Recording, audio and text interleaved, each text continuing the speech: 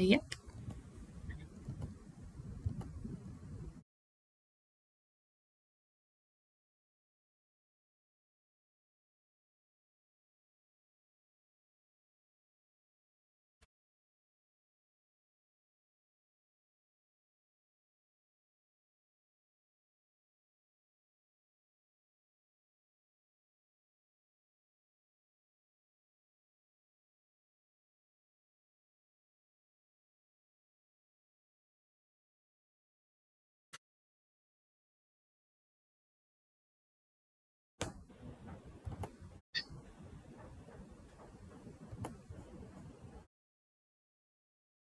Hey, Catherine, can you send Victoria Harpool the link? Yep.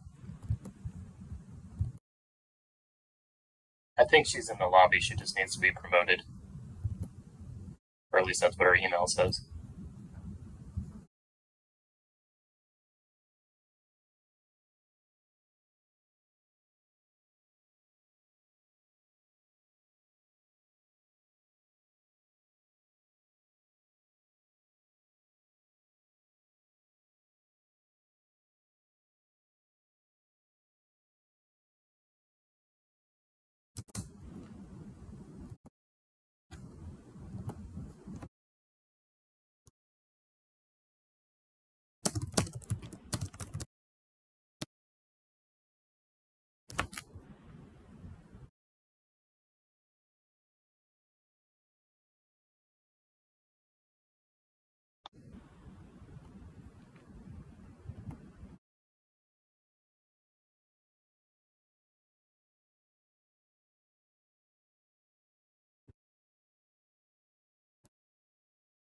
It is 9 o'clock Central Time. I call this meeting to order.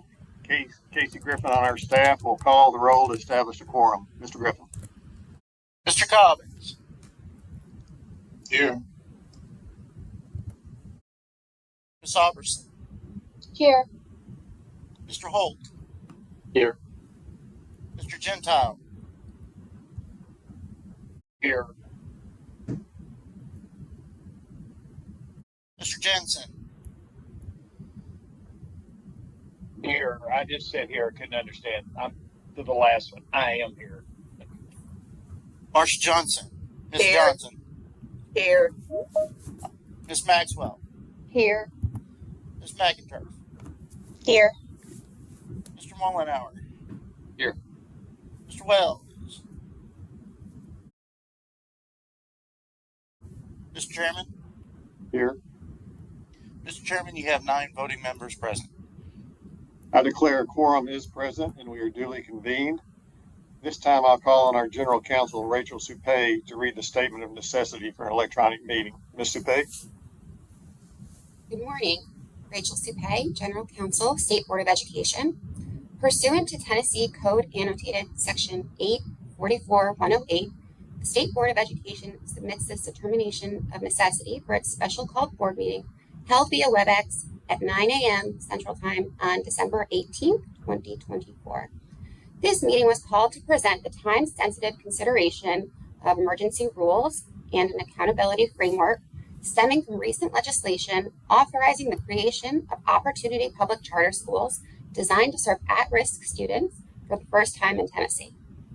In addition to the emergency rules, this meeting was called to consider pressing items regarding vacant and underutilized charter school authorizer property, statewide dual credit courses, and educator licensure discipline matter. Due to the time-sensitive nature of this issue, and because the state board members reside across the state, it was determined that a physical quorum of the members could not be assembled in Nashville for purposes of this special called board meeting. And as such, this meeting should be held electronically. Notice of the meeting was posted on the state board's website, along with the agenda and notice of instructions for accessing the WebEx. I'll turn it back over to you. Thanks. Thank you, Ms. Supay. This time I'd like to recognize any members who might have any opening remarks they would like to talk about some of the activities that they've been working on, or I know we've had some days in the district. Is there any board member who would like to speak, please?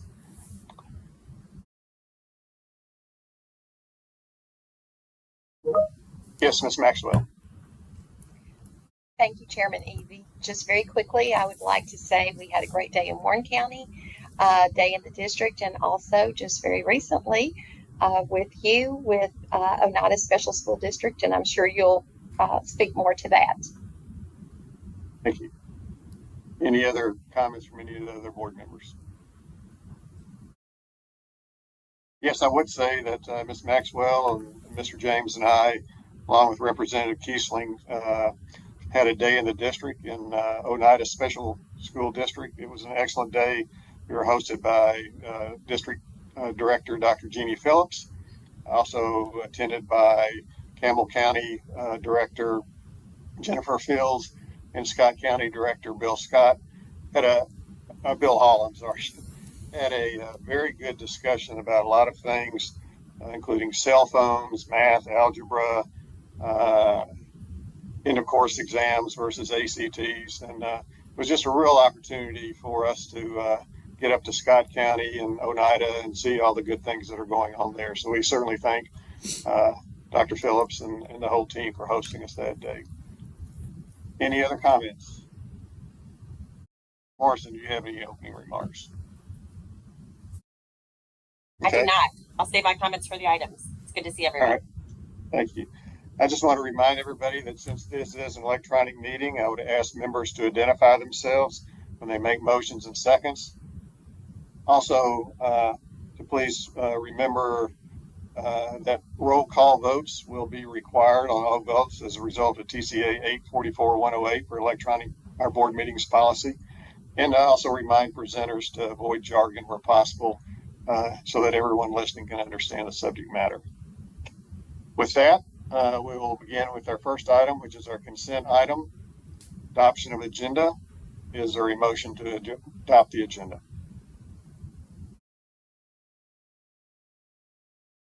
So moved. Vice Chair Cobbins moves to adopt the agenda. Is there a second? Second. Ms. Johnson seconds. Any further discussion on adopting the agenda? Mr. Griffin, will you please call the roll? Mr. Cobbins. Aye. Ms. Alberson. Aye. Mr. Holt. Aye. Mr. Jensen. Ms. Johnson. Aye. Ms. Maxwell. Aye. Ms. McInturf. Aye. Mr. Mullenhour. Aye. Mr. Chairman. Aye. Mr. Chairman, you have 9 ayes. Motion passes. Next item is first action items on first reading, statewide dual credit course approval. Dr. Stephen Berryhill, we'll turn it over to you. Thank you. Good morning, all. Stephen Berryhill, Director of Early Post-Secondary Opportunities from the Tennessee Board of Regents. I present to the board on first reading the revisions to the learning objectives for the statewide dual credit Introduction to Plant Science course. Statewide dual credit classes are college-level courses taught at the high school level by trained high school teachers. Tennessee Code Annotated 4915-104 creates a consortium on cooperative, innovative high school programs and requires the group to create statewide early post-secondary opportunities through dual credit and dual enrollment. The Tennessee Board of Regents and the University of Tennessee system are responsible for convening post-secondary faculty to develop statewide early post-secondary opportunities to high school students.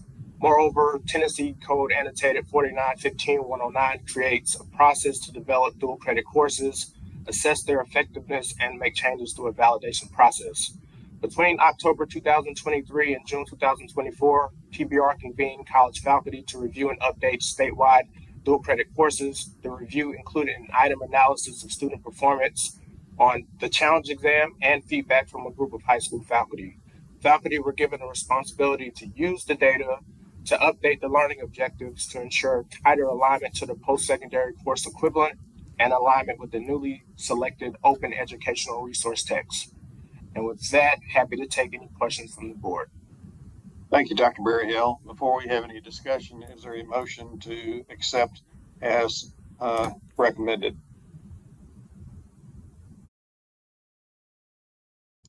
So moved. Vice Chair Cobbins moves. Is there a second? second. Mr. Mullenhour, was that you? The second? Please, since I don't have everybody on the screen, when you make a motion, accept or second it, please state your name first. That way it makes it a little easier. So, motion has been. Go ahead. I made the motion. Jordan Mullenhour, I second. Thank you. Vice Chair Cobbins moved and Mr. Mullenhour seconded. Casey. So we have a motion and a second now for discussion. I did have a couple of questions, Dr. Berryhill, and this is not only just on this one particular course that we're talking about, but on statewide dual credit courses more in general. Can you give me an idea of the percentage of students that pass this test? My understanding is for the statewide dual credit courses that you take an exam and it's to pass to get the credit. Can you tell me anything about for this course as well as generally for general courses, what percentage of students end up passing the courses? Sure, absolutely. For this course in particular, the pass rate is for the last 3 years been less than 1%. Typically, SDC courses, the pass rate is 6%. Last year, the pass rate was a little bit lesser than that, which was 4.6%. So historically, we've always had those low pass rates, but we have put some processes in place to make sure that we combat those low pass rates. And those include things such as more teacher trainings, more robust information for our students and teachers to add to our already wealth of resources that we already have posted, that we make sure that we disseminate out to all. There's also been discussions about going and to deliver professional development trainings for our teachers. So there are certain things that are currently taking place to make sure that we help combat those issues with low pass rates. I appreciate that. Thank you. Absolutely. Other questions for Dr. Berryhill? Ms. Johnson. Marcia Johnson, just a quick question. So it's my understanding then that a student in high school takes a test that was on college level, and if they pass the test, then they are granted college credit. Is that correct? That is correct. Okay. Is there anything else that for the general public to understand the dual course? Nope, there's nothing else. Okay. So it's my understanding then that the numbers are quite low in regard to across the board for state dual credit. Is that correct? That is correct. Okay. Thank you. Any other questions? Yes, Ms. Maxwell. Here you're on mute. Anna Maxwell. Thank you, Mr. Chairman. Dr. Berryhill, we've had several presentations about the effectiveness of dual enrollment across our state. And I'm wondering, can you compare the numbers of post-secondary credits awarded to our students through dual enrollment versus dual credit? I don't have the dual enrollment statistics on hand with me right now, but I'm very confident in saying that the pass rates for dual enrollment are significantly higher. And a lot of students are deciding to take advantage of that episode more so than statewide dual credit. Even with introduction to plant science, a lot of students have navigated to the dual enrollment plant science versus the statewide dual credit plant science. But happy to report on that. We have a wealth of data dashboards on our TBR sites. I can definitely look into some percentages and give you some of those pass rates from dual enrollment comparing it to statewide dual credit. Thank you, Dr. Berryhill. That would be very helpful. Absolutely. Other questions? I guess it is sort of surprising that 1% or 4 or 5% of all the statewide dual credit courses are, students are passing that, and compared to the dual enrollment classes. Dr. Morrison, I think it would be helpful at our next board meeting if it would work out to have a workshop on statewide dual credit courses versus dual enrollment. I just like to understand better how that works out, and we want to obviously be as effective as we can and provide post-secondary opportunities for all of our students, but we also want to be mindful of the expense versus the benefit of it. And so if everyone agrees, I would like to have a workshop on that in the future. Noted. Yes, we can would certainly work with Dr. Berryhill and others of our colleagues to put that together. Any other questions? This is Larry Jensen. I'm sorry I've had trouble with my connection. And I missed some of the discussion, but just for point of clarification, for this meeting, we're proposing or more information at a later date. I'd appreciate understanding the redundancy. I think that's what's being asked, but just for my own sake, are we being redundant with the program? And kind of how big that overlap is. I'm just not clear what seems like we're doing two things to accomplish the same thing. But again, I'd love to hear more about that. And I think it's important in addressing that to be sure that we have input from the districts. So like what I'd like to see are, what are the passing rates? What are the courses that are being offered? And as Mr. Jensen says, how does that redundant to the other courses? But get input from the districts. I mean, if this is providing a great benefit to the districts, I want to hear from the districts too. So I would like to have that. Other questions or comments? If none, we do have a motion. Mr. Chairman? Yes. Victoria Harpole from the Tennessee Higher Education Commission. We are happy to help with statewide data regarding dual enrollment, so we can perhaps give some additional information and context there for the workshop. That would be great, Ms. Harpole. Thank you. Other comments or questions? If none, we do have a motion and a second. I'll ask Casey Griffin to call the roll. Mr. Cobbins. Aye. Ms. Albertson. Aye. Mr. Holt. Aye. Mr. Jensen. Aye. Ms. Johnson. Aye. Ms. Maxwell. Aye. Ms. McInturf. Aye. Mr. Mullenhour. Aye. Mr. Chairman. Aye. Mr. Chairman, you have 9 ayes. Motion passes. Thank you. Thank you, Dr. Berryhill. Next item is, again, action items on final reading. First item is Charter Schools Rule 05201401-05. Ms. Allie Reed. Thank you. Good morning, Allie Reed, Director of Engagement and Accountability at the State Board. On final reading is our charter school rule regarding annual reporting requirements for charter authorizers. Public Chapter 923 of the Public Acts of 2024 updated the obligations of an LEA with one or more authorized charter schools to compile and report a list of its vacant and underutilized properties. This item was accepted on first reading in August, and State Board staff held a rulemaking hearing on October 8th. No public comment was received. Since reviewing this item on first reading, we've only made minor clerical changes, including a reference to the department's guidance and reporting template since first reading. Happy to answer any questions. Thank you, Ms. Reed. Before we have any discussion, is there a motion to accept Charter Schools Rule 05201401-05? This is Jordan Mullenhour, so moved. Larry Jensen. I'll second. Mr. Mullenhour moves, Mr. Jensen seconds. Now open for discussion. Are there any questions or comments for Ms. Reed? Mr. Chairman? Yes, Mr. Mullenhour. I just have a brief question. Under 05, it looks like subsection 7.2, and then Roman numeral 3. There's really just one substantive edit since our previous reading. Why the change at the end of that paragraph? This is in reference to TCA 49-13-136.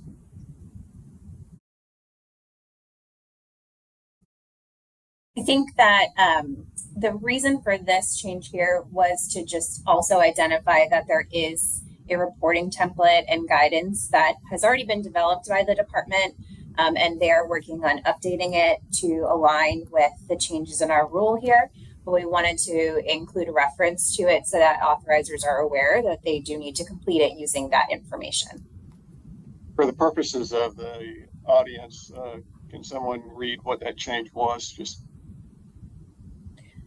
so at the bottom of that section that Mr. Moldenhauer pointed out, the addition says to be calculated in accordance with the department's guidance and reporting template. other questions? Mr. Chairman, just a quick comment. Yes, Mr. Mullenhour. I just wanted to acknowledge the work that both the legislature as well as our board staff in the department have done on this. I've talked with a handful of charter operators, and this has been an issue that has been raised over the course of, I think, a number of years. And I just want to thank everyone who's worked on this. The goal, of course, is to take into account, state and county assets, school system assets, and figure out how to best utilize those for the benefit of everyone, and to make sure that we don't have situations where some of those assets are being harbored or hidden or used for purposes other than advancing as many students as possible. So I just wanted to acknowledge the work that's been done on this. Thank you, sir. Excellent point. Thank you, Mr. Mullenhour. Any other comments or questions? No other comments or questions. I'll ask Mr. Griffin to call the roll. We're voting on Charter Schools Rule 05201401-.05 as recommended. Mr. Griffin. Mr. Cobbins.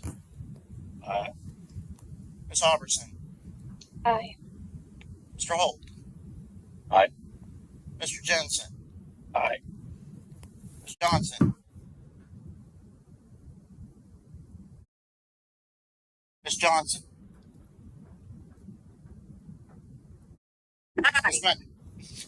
Ms. Maxwell. Aye. Ms. McIntyre. Aye. Mr. Mullenhour. Aye. Mr. Chairman. Aye. Mr. Chairman, you have 9 ayes.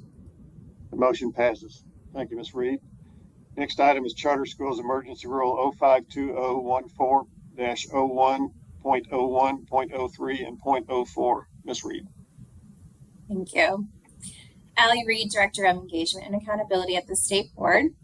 On final reading, here we have 3 emergency charter school rules. These rules are being updated to align with Public Chapter 1066 of the Public Acts of 2024 that created opportunity charter schools. An opportunity charter school is a public charter school designed to serve at-risk students as defined in the public chapter in grades 6 through 12. Opportunity charter schools may begin operating in the 26-27 school year and therefore can begin to submit their letter of intent and charter school application this school year. While the State Board accepted proposed changes to these rules on first reading in August, promulgation of an emergency rule is needed for these rules to be in effect by the February 1st charter application deadline. Upon your approval, this emergency rule will go into effect immediately following the filing with the Secretary of State's office and will expire when the permanent rule goes into effect. And our State Board staff will bring that permanent rule back before the board for final reading at our February quarterly board meeting. This emergency rule removes outdated language regarding BEP funding and specifies first-year funding requirements for an opportunity charter school. It also updates the list of enrollment preferences to prioritize at-risk students for an opportunity charter school, outlines the process for verifying an opportunity charter school's at-risk student enrollment, and provides the necessary action steps should an opportunity charter school fail to meet the 75% at-risk enrollment requirement stated in law across 3 consecutive years. Happy to answer any questions here. Thank you, Ms. Reed. We have a recommendation for Charter School Emergency Rule 05201401.01, 03, and 04. Is there a motion to accept? Larry Jensen, not accepted. Mr. Jensen moves to accept. Is there a second? Ryan Holt, I move to second. And then, Mr. Chairman, I have a proposed amendment by way of substitution that I'd be happy to walk through for the board. Okay, we have a motion and a second, and Mr. Holt, we'll just turn it over to you then. Thank you. Thank you, Mr. Chairman. So I have no proposed changes to the substance of the rule. As I was reviewing the rule, there were some sections that I thought we might be able to make a little bit clearer to try to avoid any disputes about the meeting or issues with the meeting down the road. So I was working with the State Board staff on some proposed new language yesterday, and I'm happy to walk through that. If I can share my screen, I can show the proposed amendment. Let's see.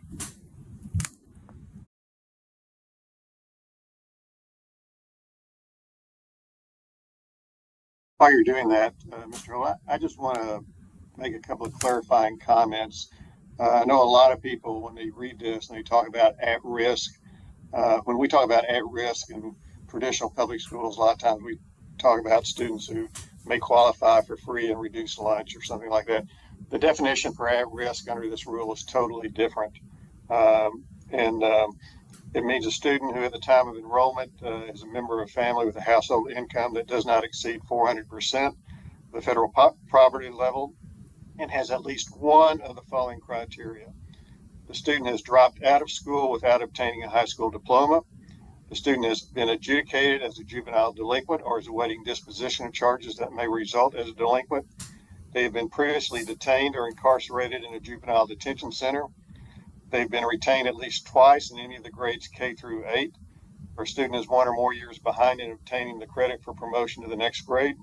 They are chronically absent as Tennessee ESSA plan established pursuant to the ESSA. The student is pregnant or a parent. The student has documented substance abuse, and the student has experienced circumstances of abuse or neglect. So I think it's important that we understand when we talk about for this rule what at risk means. It is not generally what people talk about at risk. Go ahead, Mr. Holt. I think you're ready. Thank you. All right. Thank you, Mr. Chairman. And can you see my screen shared on your screen? Okay, thank you. So what I have up here is the red line of the proposed final rule with the changes that I am proposing in my amendment by substitution highlighted in yellow. And again, all of these changes are intended not to affect the substance or the meaning of the rule, just clarifying what that meaning is. So paragraph 14B read that an opportunity charter school shall only assess a student's at-risk eligibility at the time of enrollment, and the student's eligibility shall be maintained throughout the student's enrollment in the opportunity charter school. And my concern was that second part of the sentence, that the eligibility shall be maintained throughout the student's enrollment, suggested that the student would only be eligible to attend an opportunity charter school if they were at risk, falling into one of those at-risk categories that the chairman just read throughout the time of their enrollment. And if you look at the statute, it's clear that whether a student qualifies as at risk for purposes of whether a school can be an opportunity charter school is determined only at the time of enrollment. And so what I'm proposing in this 14B is just to state that, which is the language you can see. It's not struck through in 14B below, which reads, whether a student qualifies as at risk shall be determined by the opportunity charter school only at the time of enrollment. So that's the first of three changes in my proposed amendment. The second is paragraph 14C, which had read, a student shall only be required to meet one at-risk eligibility category listed in TCA 4913-104 to enroll in an OCS. And again, I was concerned that suggested that students have to be at risk under the statute in order to enroll, when in fact they don't have to be at risk. It's just a matter of if students, for a school to qualify as an OCS, 70% of their students have to be at risk. And so I wanted to clarify that language. So that's the highlighted in yellow proposal in 14C on the screen. For a student to qualify as at risk, the student shall only be required to meet first that income requirement that Chairman Eby read, and then also one of the separately enumerated at-risk categories in section 1043, and just struck the to enroll in an OCS language at the end. So that's the second of my three proposed changes. And the third is in paragraph 14C. This is how opportunity charter schools confirm that they have met that 75% at-risk minimum enrollment amount each year. And it had said that the school shall submit to its authorizer a signed written verification form from a qualified third-party vendor, such as an appropriately licensed auditing firm, whether the school met or exceeded that 75%. I wasn't sure what that referred to and what an auditing firm is and what sort of licensure might be required for them. And on discussion, it sounds like it may be better just to use that same language, independent accounting firm or law firm, that you all can see is used in the two paragraphs above it, 15A and 15B, because I think the intent was just that it's an independent accounting firm or law firm. And so if we mean the same thing, that we should use the same language. So those are my only three proposed changes in the amendment by substitution. Thank you, Mr. Cole. Would you like to make a motion by substitution for these three changes? Yes, please. I'm happy to answer any questions about it, or Mr. James. Yeah, I'd like to get it on the board, on the floor first, and then we have discussion. Mr. James, did you have a comment? Yes, sir. Mr. Holt has made the motion. It just needs a second to be before the body. I didn't hear Jordan Mollenauer, I'll second. Okay, so now we have a motion and a second. So now questions for Mr. Holt on this amendment. Mr. Chair? Yes, Mr. Mollenauer. First of all, Ryan, thank you for catching that. I think this is a great, great job parsing the details. With respect to the first of your proposed edits, just a point of clarification, it seems like there's kind of three buckets that people could fall into. One is there's the validation at the beginning of the year, and there's not a subsequent validation of any type. The second option would be, I think, what you're trying to avoid, which is a continuation throughout that year, that school year, of they're validated initially, and then they would be sort of revalidated throughout the year. That's the second bucket. The third bucket would be they're reevaluated in the first year, but then when the second year of enrollment comes around, they need to be revalidated. In your mind, does the statute? I understand that the statute. We're trying to avoid that second bucket. We don't think that the statute implicates the second of those three buckets. But which of the first or the third do you think the statute directs us towards, or do we have both options? So my understanding from reading it and then talking with State Board staff yesterday is that it's the first of those. So it is the time of enrollment, which is when a student enrolls into the school, and that you don't re-enroll every year as you continue on through the school. Now, there is a question, I think, on if a student, let's say, enrolls in 7th grade and then stays for 7th and 8th and then leaves and then comes back in 10th grade, whether that re-enrollment would qualify. I think it probably would, under my understanding of it, but we don't have that level of detail currently in the rule. I don't think the statute speaks to it.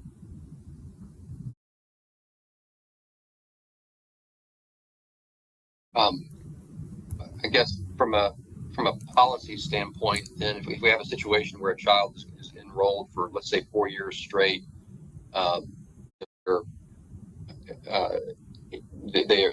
their application is initially reviewed in year one. Let's say that they no longer would qualify if they were to seek re-enrollment for years 2, 3, and 4. From a policy perspective, I guess directed at both Ryan as well as our staff team, is there anything that we're aware of that would suggest that the policy intent is that we would not have a student who no longer qualifies continue to qualify under information that was, potentially aged by 2, 3, or 4 years? The one thing I can speak to on that Jordan, is that most of those at-risk categories are perpetual in the sense that, like, for example, one of them is, have they ever been convicted of some offense or served in the juvenile justice system? If you were, when you were in 6th grade, then that still is the case. That's happened to you in your life when you're in 10th grade. There are a few categories that are not that way, such as being chronically absent in the year preceding enrollment. The income threshold, I suppose, would be another one. As a policy matter, I don't know if there's anything that speaks to what the General Assembly's intent was on this, or if anyone else, the legal team at either the state board or the department have any thoughts on that. I think Ms. Reynolds, Commissioner Reynolds would like to speak.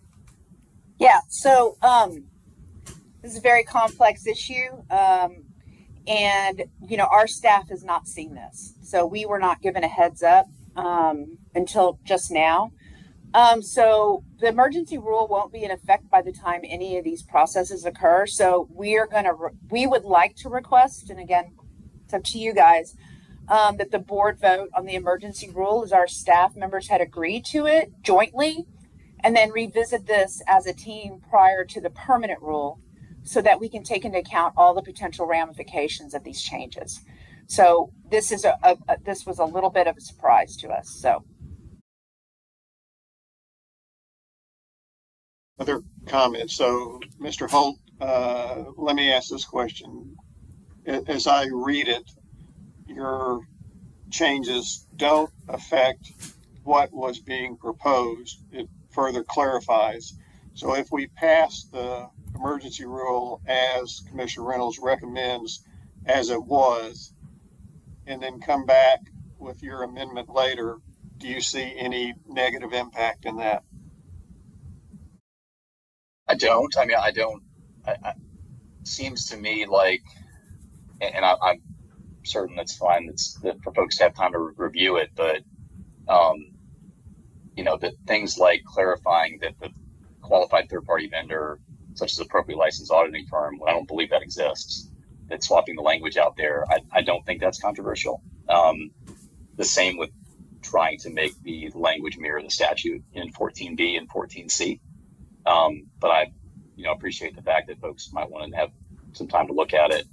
So no, I don't think there's a reason why we wouldn't make those changes in the final rule if folks are not comfortable with reading the language and making the changes today. I do think that, just looking at it, it's pretty cut and dry, but I can appreciate that. And it's not controversial. Oh, sorry. I don't disagree with what you're saying, Mr. Holt, but I think just as we want, somebody needs to mute. Just as we want, getting a lot of feedback. I don't know what other people are. Just as we want information from TDOE, plenty of time for us to review and ask questions, I do think that the request for TDOE to be able to review changes of this rule, which they have had so much impact to, is a reasonable request. So if it doesn't make any changes by approving what we have, then every board member can vote the way they want to vote. But I would vote to basically stand down on your amendment at this point in time and vote on the primary motion, and then come back with an amendment and give TDOE time to review. That's my comment. Other people have comments? Dr. Morrison. Just want to echo that. I take responsibility. This was late breaking yesterday, and I should have ensured as a team that we made sure the department had a chance to see this. I really do apologize. That's not our typical process. There's a lot happening yesterday. That's not an excuse, but I just want my team at the department, my colleagues, to know this was not an intentional a lack of collaboration. It was truly late breaking. We thought non-substantive. Totally get it. If we want to roll it, I think that would be very fair and appropriate. So just want to echo that, Chairman Edie. Yes, Mr. Chairman, if I could echo that point as well. Yeah. Mr. Holt, go ahead. Then Mr. Jensen. Yeah, thank you. No, these were made available to me. I reviewed it. I saw it ambiguities. I think we can work out if folks think there's better ways to phrase the language. Wanted to share those, and then we revised this yesterday evening, and here we are this morning. So I've certainly no intention of surprising anybody with this proposed clarifying language. Just trying to make sure that we have clear language for everybody, but happy to work with anybody if they have questions after today. Thank you, Mr. Holt. Mr. Jensen? Just a clarification for me. So if we pass the resolution without Mr. Holt's changes, that makes February 1st effective for what we're trying to do, correct? So that the purpose is not thwarted by any means on February 1st. My understanding. That's the date. And then we would come back with an amendment down the road. And we're passing final here, and what's going to bring it back for consideration of what Mr. Holt has proposed, just as an action that's at a later date. This point of clarification. Well, we can change rules anytime, right, Mr. James? We just have to go through the process, which would be a first and a final.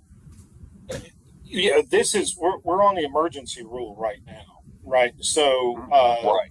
He could certainly bring an identical amendment for the permanent rule, and the question before the body is: does the language difference that Mr. Holt points out, is it significant enough that it needs to be in effect during the pendency of the emergency rule, right, rather than the permanent rule? And I think our general counsel also has some remarks. Miss Supay.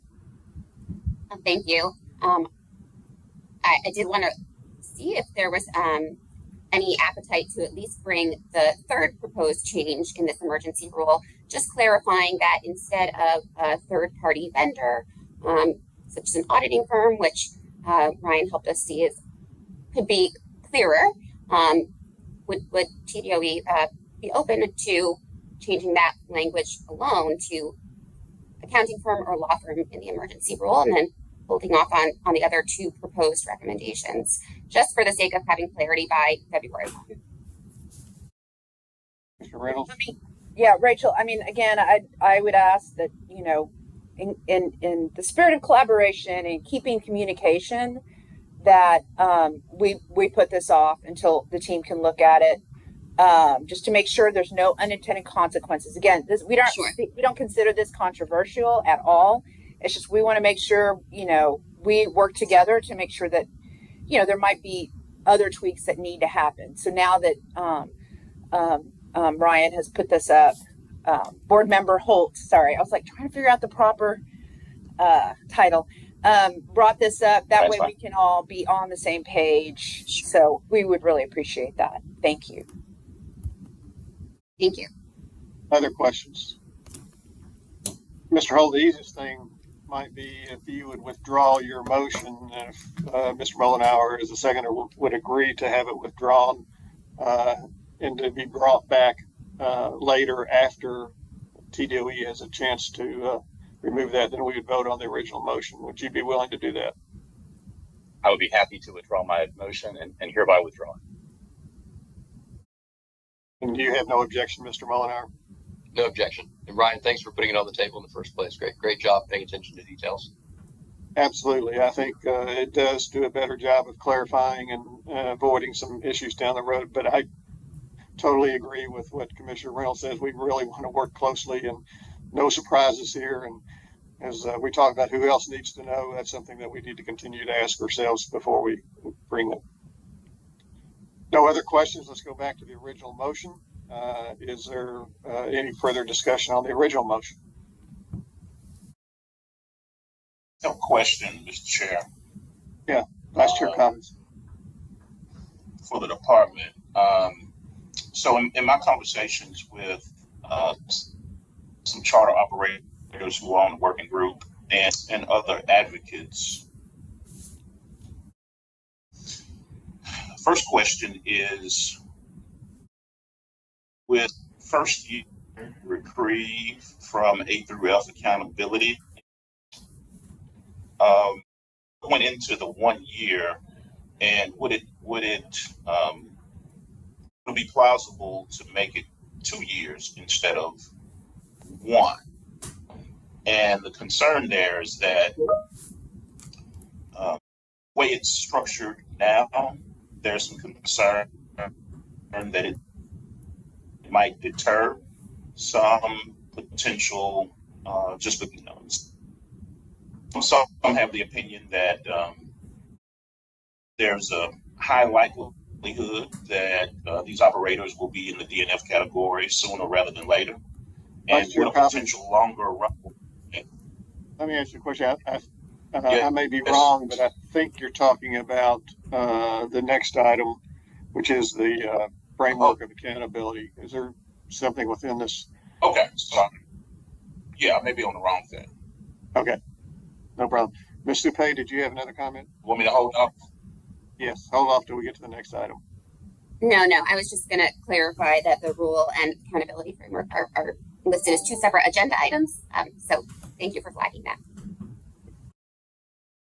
Questions on the original motion for the Charter Schools Emergency Rule 05-2014-01.01, 03, and 04. Are there any further questions?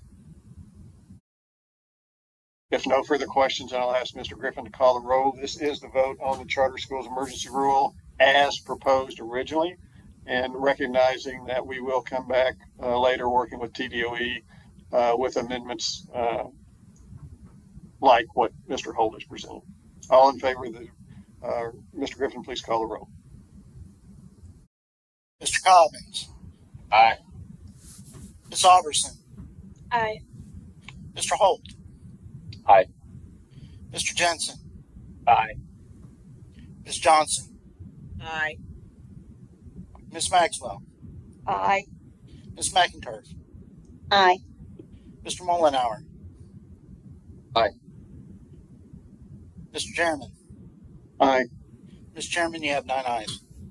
That motion passes. Thank you very much. And Mr. Holt, we do look forward to working with TDOE on this and your suggested changes and any others that might be required.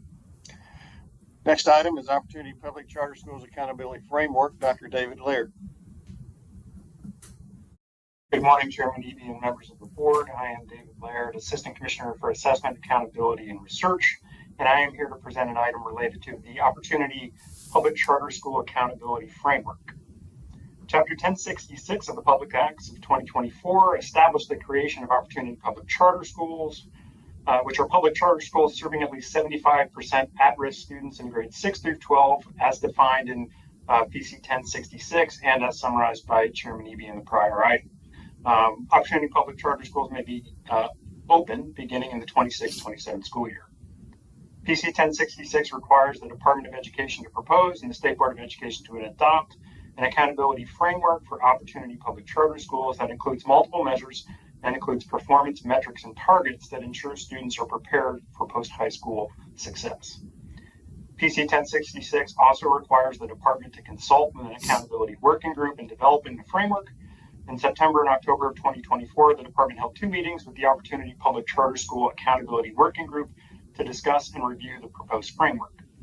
Multiple stakeholders participated in the working group, including representatives of the State Board of Education, Tennessee Charter School Center, Tennessee Public Charter School Commission, Tennessee CAN, Tennessee for Student Success, the State Collaborative for Reforming Education SCORE, and the charter school operators in the state. Based on stakeholder feedback, the department is proposing an A to F school letter grade formula that will be applicable only to Opportunity Public Charter Schools. This school letter grade framework accounts for the unique student population Opportunity Public Charter Schools will serve, while ensuring these schools are held to high expectations for improving student outcomes. The full summary of the framework is included in the accompanying document to this item, and a workshop presentation for this framework was held during the last session. At a very high level, the core components of the framework include deferring the accountability determination in the first year, a rebalancing of the relative weight of the calculation between achievement and slightly emphasizing growth, factoring in continuous enrollment provision and multiple indicators in the framework, an alternative growth measure, and an alternative method for evaluating ACT performance in the college and career ready indicator. The department recommends approval of this item on first and final reading. The state board staff concurs with this recommendation, and I'm happy to take any additional questions. Thank you, Dr. Laird. We have a proposal for Opportunity Public Charter School Accountability Framework for first and final reading. Is there a motion to accept as proposed? So moved. Was that you, Vice Chair Cobbins? I didn't see. Yes. And Mr. Mullenhour seconds. We have a motion and a second. Questions now, Vice Chair Cobbins. You can talk about what you want to talk about. All right. So we got a little bit of flavor for what my question centered on the 1 year deferred accountability on the A through F, and the concern of some that there might need to be a little bit more of a runway to make sure that we are entering into this work with the best level of confidence that we can that this is an appropriate method for accountability for these schools that we know are taking on this. Just question on the 1 years or any number of years to get them up and running and get their feet under them.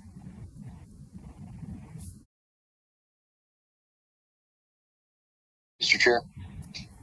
Just a second. Yeah, that's I think Mr. Laird was going to respond to the question.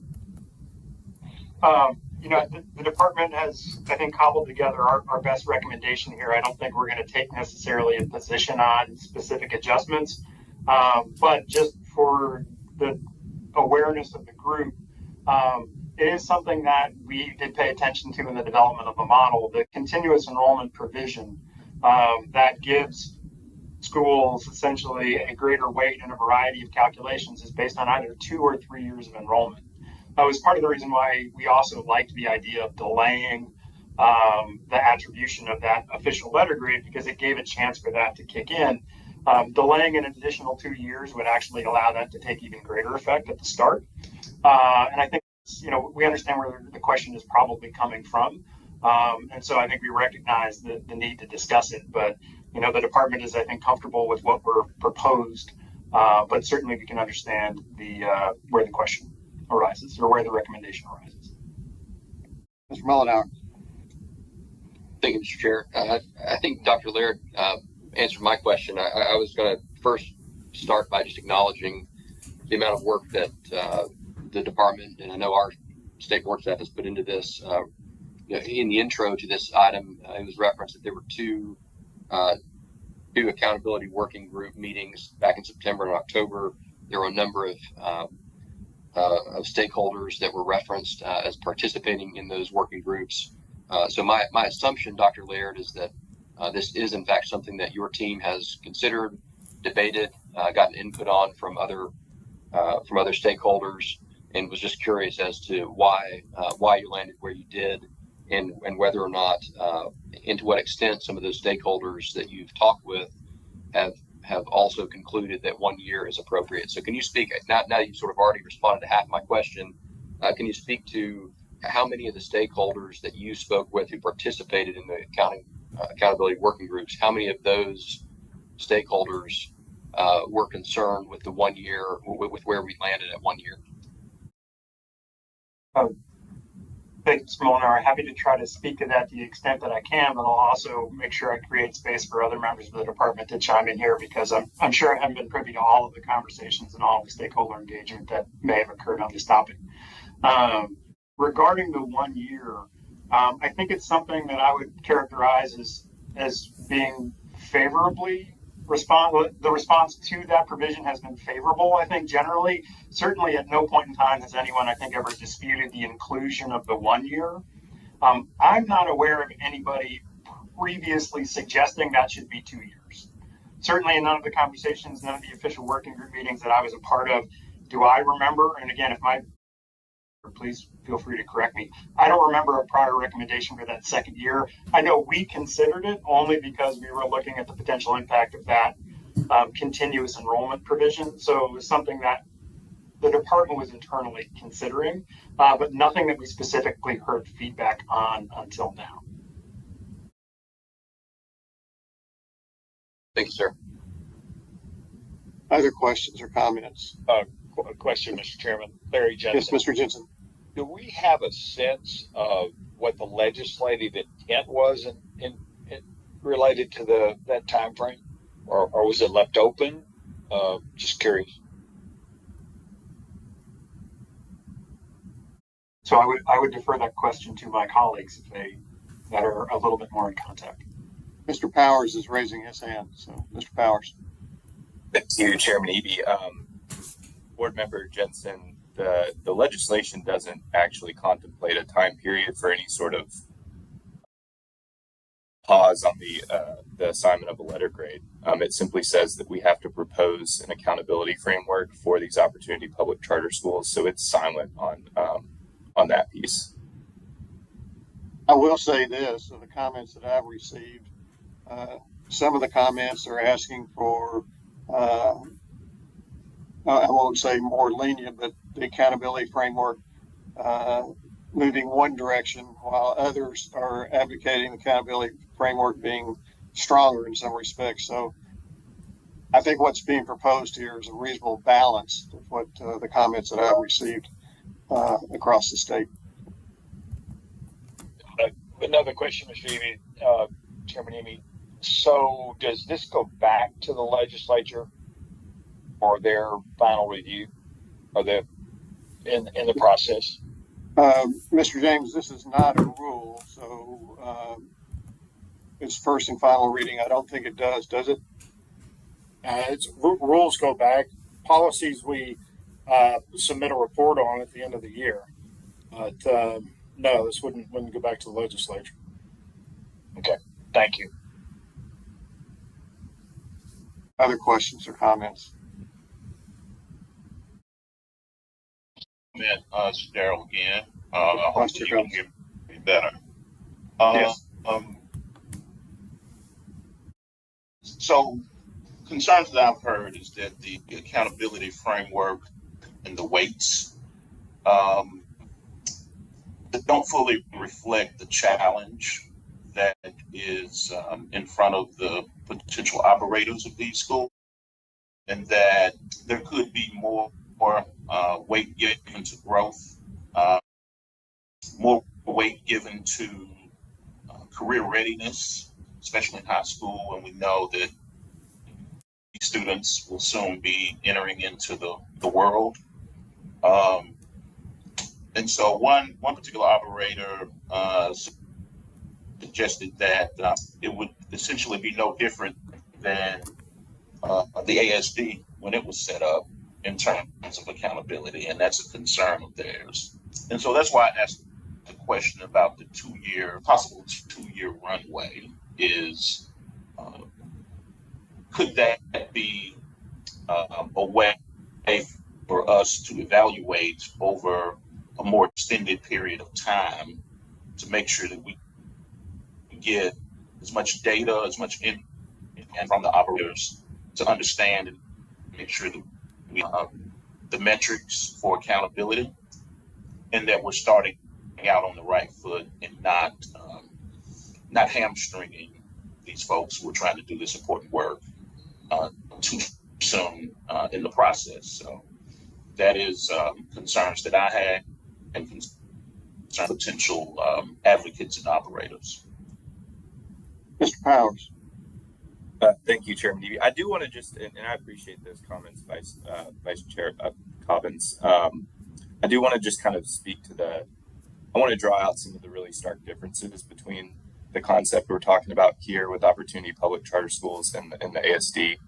And then I would certainly defer to my colleague David Laird and others. But, the ASD is currently in statute an option that the commissioner must exercise for a priority school. So it is not something that LEAs volunteer into or that schools volunteer into. that's in pretty stark contrast to this, what we're discussing, which is something that a charter operator would seek to start, these opportunity public charter schools. So they're voluntary.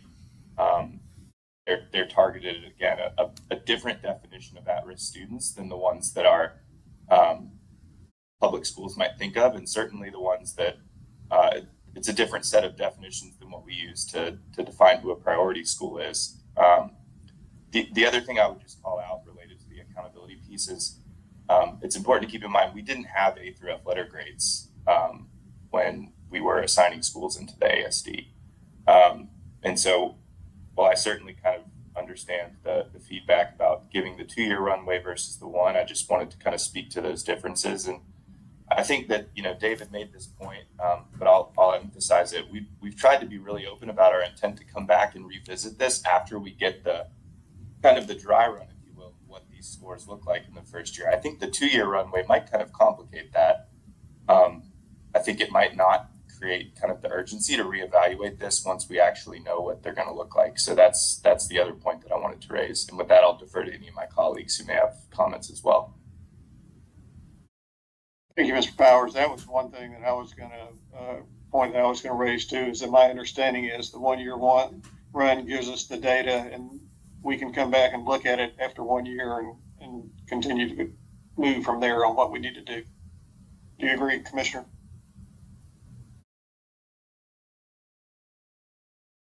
Other questions or Sorry, comments? I should have stated that publicly. I just gave you a thumbs up. Yes, I do agree. Thank you. Question on that point. Does Vice Chair comments. Does that 1 year checkpoint include the possibility of, if found necessary, to extend the deference of the accountability metric if you see that that's warranted? Is that something that would be on the table potentially?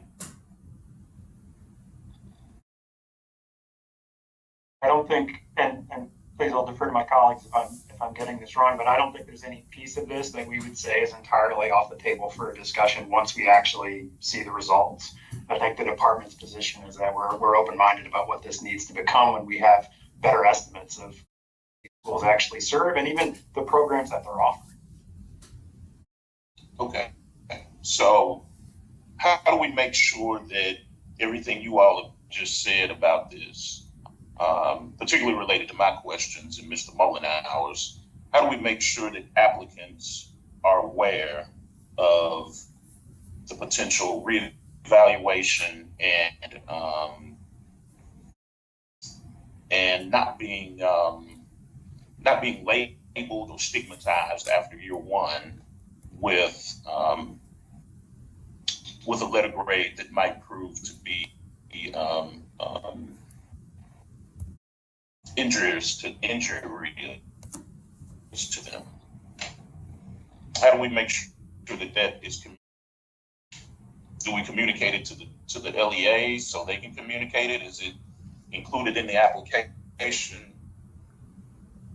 I think it's important that when we do this, that it be done very carefully, because I don't want to set an expectation that they say, oh, okay, well, we're just going to wait a year and then we'll, I think, correct me if I'm wrong, but I think what's being presented here is what is the expectation of what would happen, but that doesn't mean that things can't change down the road. Do you agree with that, Mr. Powers? Yes. Yeah, thank you, Chairman Eby. And one thing I can chime in and promise you, Vice Chair Cobbins, is, we have the stakeholder group that we were required statutorily to convene to weigh in here. There's nothing that prevents us from keeping that group together and even potentially adding folks to it. I think, letters of intent were due, I believe, at the 1st of December. Someone please correct me if I got my dates wrong there. But that means we'll know pretty soon the folks that intend to open these schools. And I don't think it's out of the question to involve them moving forward in that same kind of working group, especially now that we're going to know who actually is opening these schools.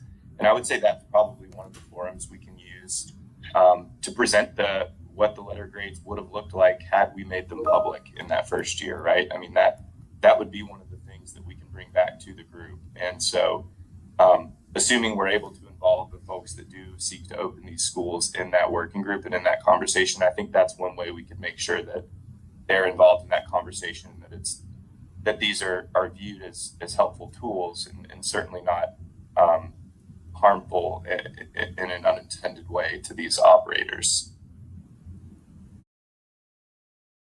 Chairman? Yes, Mr. Holt. So one point and one question. So I was able to correspond with, I understand that letters of intent have been submitted, and I think there were 3 of them. I was able to correspond with the leader of one of those 3 potential schools who I believe was supportive of this framework.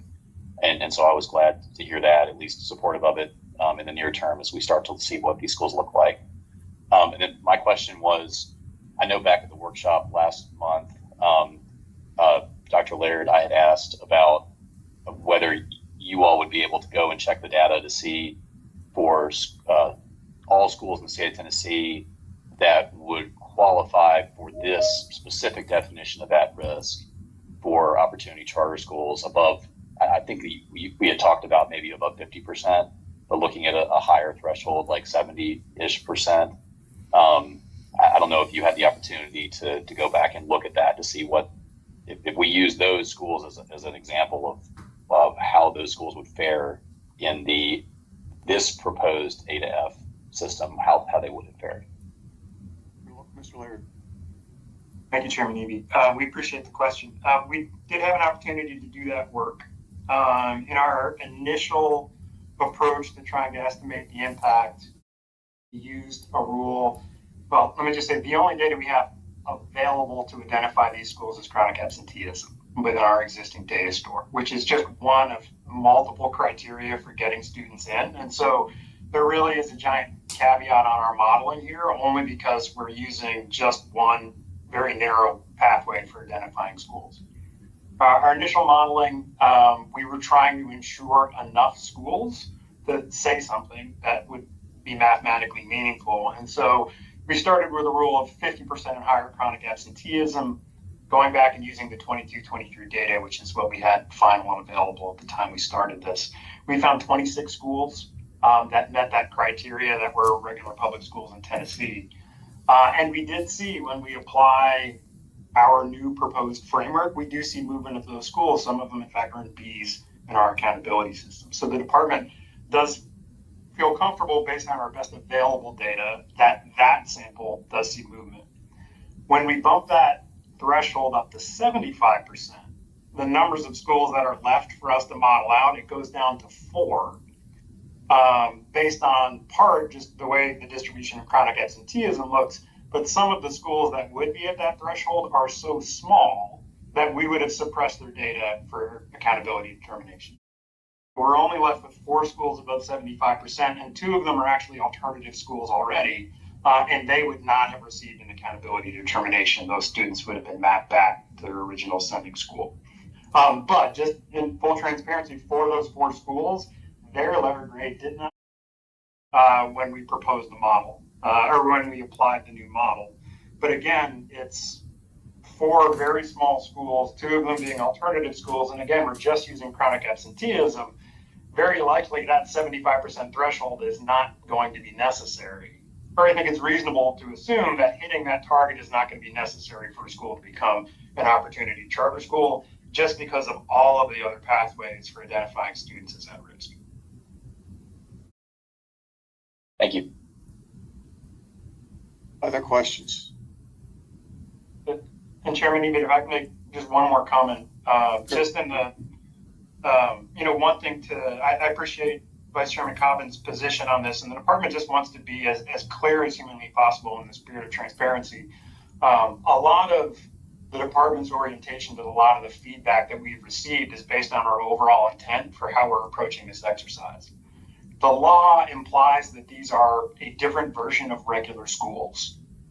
A lot of the accountability suggestions that have come to us through the working group are based on alternative school accountability frameworks from other states, not recommendations based on the accountability systems that they apply to their regular schools. And so that's the department's sort of fundamental starting position for this. We started with something that looked like our traditional 80 graph letter grade system, and we tried to figure out what are appropriate adjustments to that system as opposed to an approach to alternative schools specifically. And so the department is, I think, very sincere in our willingness to consider adjustments to this, but we're adjusting around our traditional accountability school framework. And so it would be a question of degree and kind. And I certainly think an additional second year is within that sphere of consideration.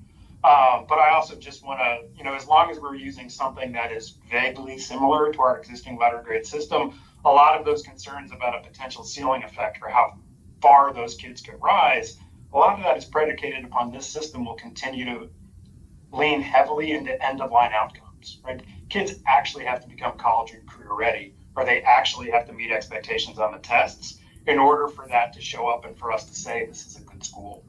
And so there's only going to be so much wiggle room in that space, and I just want to make sure that we're very clear and transparent about that expectation. Thank you. Other questions or comments? This is Larry Jensen. Go ahead, Larry.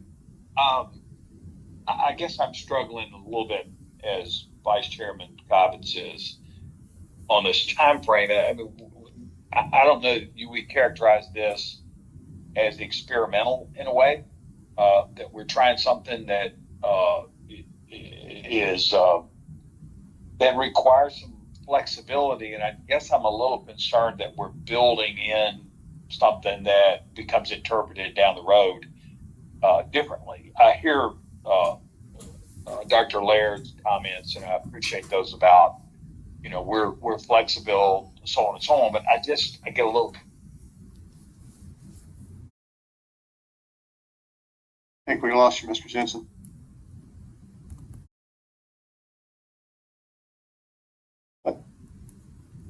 Let's go to Mr. Mullenhour. Thank you, Mr. Chair. I just wanted to go back to acknowledging the work that the department has done on this specifically. And I will say that I and I'm sure others have received letters and proposals and reports and memorandums from a variety of different organizations. Interestingly, some of whom are not named as having participated in the working group. And I would further say that some of the memos and some of the data, I'll use that term very loosely, that was offered as I further researched it, was not really an apples to apples comparison. I would say, if anything, it was a bit of a red herring. So some of the information that is circulating on this topic is really not accurate. It's not appropriate to compare this program with a program in some other state that's just structured very differently. I think that to use the concept of, hey, this is an experiment, we're going to work at this, we're going to modify and adapt as we go forward, is an appropriate sort of attitude or posture to take. And I would just say, if there are outside interests or groups that would like to have their voice heard, I think it would be most appropriate to participate in those working groups. And I would say, bring your data and your reports and your memorandums and your comparisons to that working group so that it can be evaluated in the context of a robust discussion instead of peppering it across all board members and creating a lot of confusion. Thank you, Mr. Mullenhour. I'll also say that the intent of this is to provide the opportunity for all students who might not have had the opportunity to graduate from high school and have a career path success. That's what the intent of these opportunity charter schools are. And as long as we keep our focus on the students, we'll make the right decisions. Mr. Powers, you had something to say. Thank you, Mr. Chairman, and thank you, Mr. Mullenhour. I do want to take a moment just to call out our kind of collaboration and conversations with the Tennessee Charter School Center on this topic. I think, they were included in the working group, and one of the things we tried to do is include them. And they act in for a lot of the, I think, external groups, and that was intentional on our end to make sure that they were there and could participate as a way to kind of express some of those viewpoints. And I've met with several of the stakeholders that you're referring to as well, and seen some of the same briefs and data. And so also just wanted to say, I appreciate your comments just about how it is really difficult when you look at this particular statute and then the meta-analyses of all 50 states and what they call their equivalent. you do realize quite quickly a lot of them are actually looking at what we consider to be alternative schools here, which are statutorily different and have different rules around accountability associated with them. So I just want to say thank you for kind of making that distinction. Other comments? Is Mr. Jensen back? Yes, I'm back. I'm sorry. Did you have any other comments, Mr. Jensen? No, I'm not. I assume I finished. Yeah, I think we got it. Any further comments or questions? Dr. Morrison. Super quick, and at the conclusion of sort of the conversation about the accountability framework, which I know is what's before the board today, I just want to say again, like I said at the workshop, that I am excited also to see the performance framework, the model performance framework that the department is working to produce, because I think when we talk about accountability for these schools, it's not only the public reporting through the letter grades that they'll receive, but it's really the contract that will be binding with authorizing district authorizer as to whether or not these schools can stay open. So I think that will also just require some time and attention to get that right, as well as the application itself in terms of how authorizers are reviewing these applicants. Because again, we hope we see some really innovative models come through, but we want to make sure that we've got the right parameters for the application and for the model performance framework, which will ultimately determine whether they open and whether they stay open. Very good comment. Any further comments or questions? No comments or questions. We have a recommendation for first and final reading on Opportunity Public Charter Schools Accountability Framework. Mr. Griffin, please call the roll. Mr. Cobbins. Aye. Ms. Alberson. Aye. Mr. Holt. Aye. Mr. Jensen. Aye. Ms. Johnson. Aye. Ms. Maxwell. Aye. Ms. McInturf. Aye. Mr. Mullenhour. Aye. Mr. Chairman. Aye. Mr. Chairman, you have 9 ayes. Motion passes. Thank you. Very good discussion. Next item is teacher licensure discipline actions. Mr. Todd Madison. Actually, Mr. Chairman, Ryan Shanahan, Associate Counsel, State Board of Education. I'll be handling this matter today. Okay, Mr. Shanahan.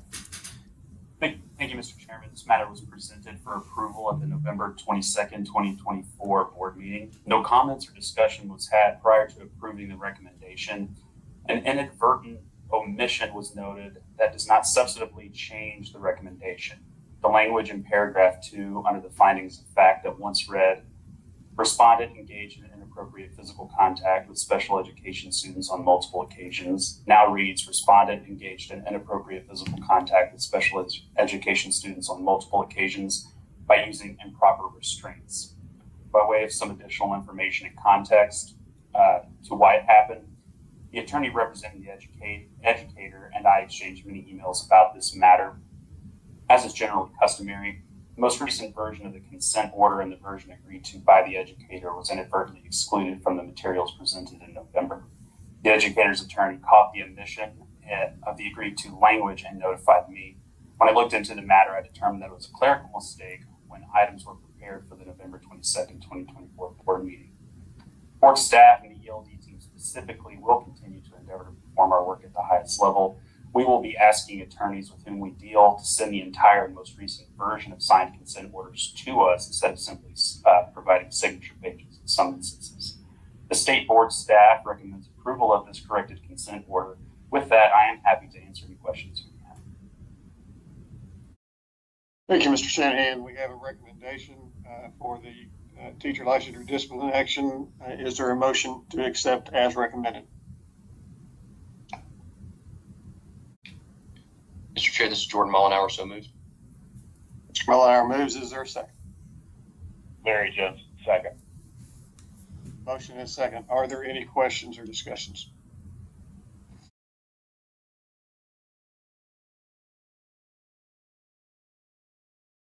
No questions or discussions. Mr. Griffin, please call the roll. Mr. Cobbins. Aye. Ms. Alberson. Aye. Mr. Holt. Aye. Mr. Jensen. Aye. Ms. Johnson. Aye. Ms. Maxwell. Aye. Ms. McInturf, Aye. Mr. Mullenhour. Aye. Mr. Chairman. Aye. Mr. Chairman, you have 9 ayes. Motion passes. That completes the items that we had on the agenda. Any final comments, Dr. Morrison? No, just happy holidays to all of you, and thanks for being together this morning, working through those things, and appreciate everyone's time and attention on this. Mr. James has a comment. And Mr. Chairman, being that it's an electronic meeting, we actually need to take a roll call vote on excusing Mr. Wells. Okay. Mr. Griffin, will you please, do we need a motion to that effect, Mr. James? You could simply ask unanimous consent, but the only way to obtain unanimous consent in an electronic meeting is through call of the roll. You could simply say, okay, I got it. Good. Mr. Griffin, would you please call the roll? We'll be voting on whether to excuse Mr. Wells from this meeting. All in favor, a yes vote will be to excuse him. Mr. Griffin. Mr. Cobbins. Yes. Aye. Ms. Alberson. Aye. Mr. Holt. Aye. Mr. Jensen. Aye. Ms. Johnson. Aye. Ms. Maxwell. Aye. Ms. McInturf. Aye. Mr. Mullenhour. Aye. Mr. Chairman. Aye. Mr. Chairman, you have 9 ayes. Mr. Wells is excused from this meeting. Any further comments from any board member? If no comments too, I would like to wish everyone a Merry Christmas, Happy Holidays, and Happy New Year. Appreciate the collaboration and working together that we have with TDOE and with higher ed and being a part of it. Look forward to the new year, and legislators will be back in session in January, and I'm sure it'll be a busy year. Thank you all. The meeting is adjourned.